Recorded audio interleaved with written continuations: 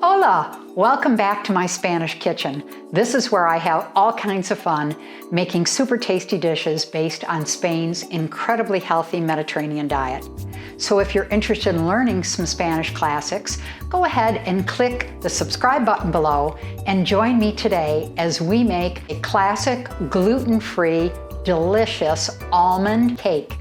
It's popular all over Spain. Historically, it came from the northern corner of Spain near Galicia, where Santiago de Compostela is, or the heart of the pilgrimage that people have gone on for hundreds of years to celebrate St. James. So let's get started. Tarta de Santiago only includes 4 ingredients, and they're simple to remember because they're all the same amount. 250 grams of almond meal. Almond meal basically is super finely ground almonds. That's it. 250 grams of sugar, 250 grams of eggs, and the easiest way to remember that is a large egg weighs about 50 grams. So do the math, we're going to use 5 eggs today. I want to grate a little bit of lemon peel in with the dish. We'll mix it all together, put it in a buttered springform pan, and that's it. Into the oven, 30 minutes later, we'll be done. The first thing I want to do is mix together all this finely ground almonds. By the way, I'm using Marcona because I love them. They're buttery and it makes this cake so light and fluffy, but any almond you can get in the store will work. In Spain, you can buy this meal already ground up very fine. But if you don't find that in the store, don't worry about it. If you've got a food processor or a hand immersion blender, just zip it together and get it nice and fluffy like this, and that's good enough. To this, we're going to add the 250 grams of sugar. I want to mix these two things together just a little bit before I start adding the eggs, one at a time. Now that I've mixed together all the meal and the sugar, I'm going to start adding the eggs, and one at a time is always a good idea, or 2, but it doesn't take much. You just want to mix this in very well until you have a nice smooth paste.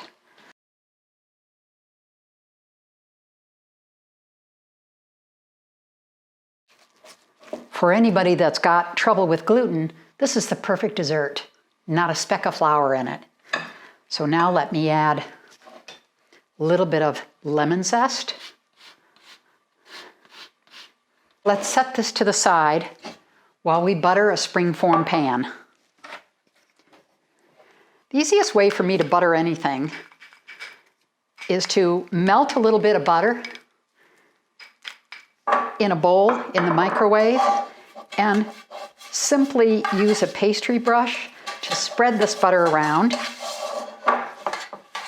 Just make sure everything's really nicely coated because you want the cake to pull away from the pan easily when you're taking it out of the oven after it's cooled.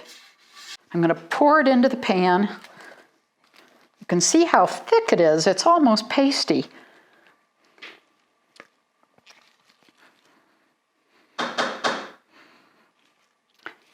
And as soon as we get all this wonderful batter out of the bowl, I'm simply going to spread it around a little bit.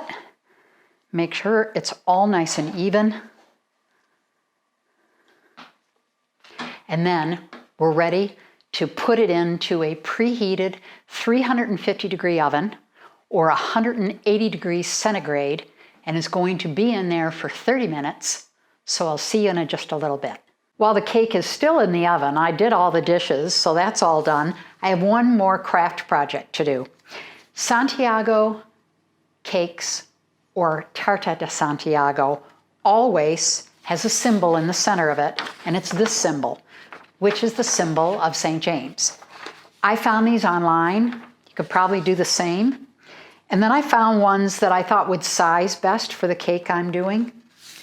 I already cut this one out because it was much easier to cut But this one looks a little bit more like wrought iron, so I'm working at trying to do this, and I've got time to spare while the cake finishes.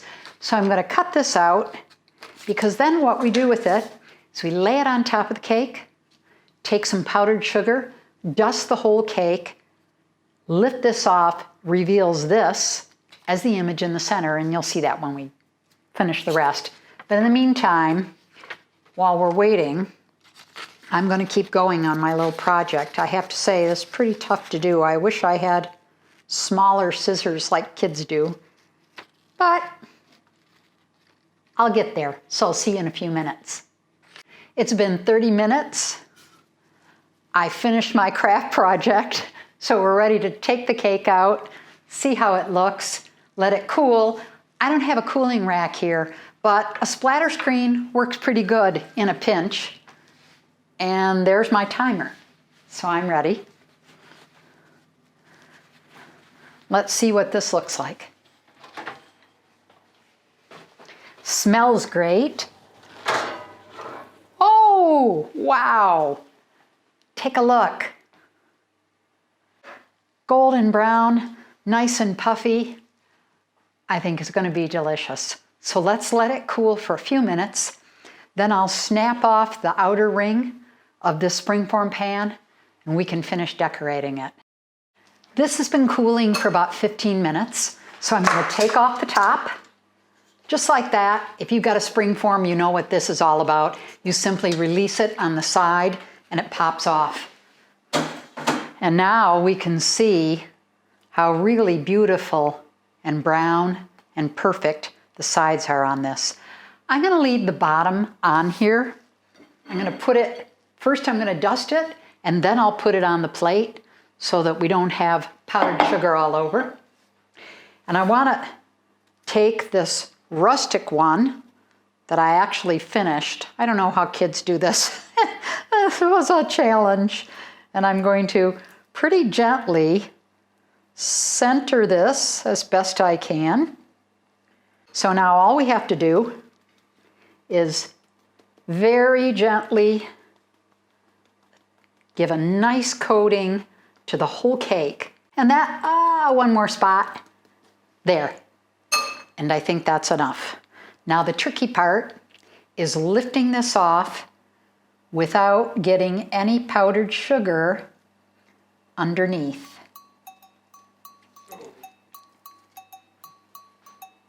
Kind of worked, but it's not bad. I'll keep practicing, and I know George won't mind because every time I practice, it's another cake. So let's dig in and see how tasty this is.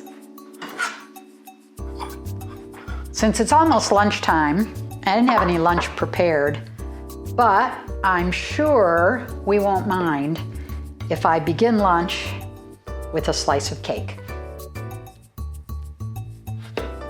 And typically this isn't adorned with anything else, but also very typically you serve it at the end of a meal with a coffee or a cortado, short coffee. Take a look, nice and fluffy, beautiful.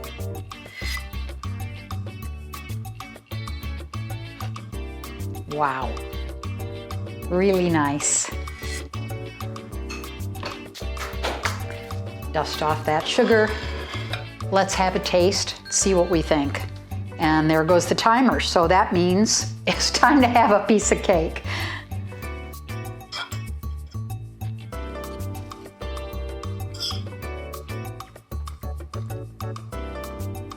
It's perfect. The eggs keep it moist, but it's very tender. And that nutty flavor from the almonds isn't overwhelming because almonds are really soft. But a touch of that lemon peel makes all the difference. I hope you get a chance to try this soon. As you can see, it's super easy, very few ingredients. I know you can pick them up at the grocery store in your neighborhood too. So make it, let me know how it goes in the comments, and let me know if there's another dish you'd really like to see me prepare on my Spanish kitchen. Hope to see you back here soon. Ciao.